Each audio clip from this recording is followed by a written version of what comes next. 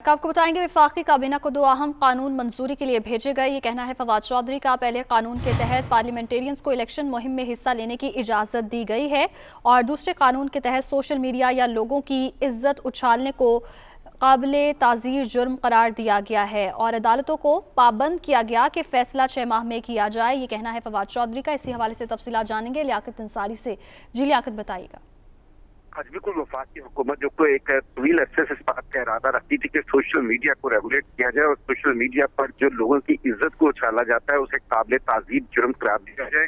Bill आखिर हुकूमत ने इस हवाले से हतमी फैसला लिया और वफाकी काबीना में ये कानून मंजूरी के लिए भेजा गया है, जिसके तहत जो है वो सोशल मीडिया पर लोगों की इज्जत छालने को काबिल ताज़ीर जुर्म करार दे दिया गया है और अदालतों को इस बात के लिए पाबंद किया जा रहा है कि इस मामले में जो फैसला होगा वो 6 माह के अंदर किया जाएगा। वफाकी वज़ीर इत्तलाआत फवाद हुसैन ने कहा है कि ये लाजम हो गया था कि सोशल मीडिया पे जिस तरह लोगों के जो है उनको तस्हीक की जाती थी और लोगों की इज्जत को छाला जाता था, अब उससे जो है वो काबिल ताज़ीर जुर्म करार दिया जा रहा है। दूसरे कानून के तहत जो पार्लियामेंटेरियंस है उनको इलेक्शन कैंपेन में हिस्सा लेने की इजाजत दी जा रही है और ये दोनों कवानीन जो है वो वफाकी काबीना को मंजूरी के लिए भेजे गए हैं। थ्रू सर्कुलेशन समरी इनकी मंजूरी दी जा रही है। जी बहुत शुक्रिया लियाकत, आप हमें अपडेट कर रहे थे।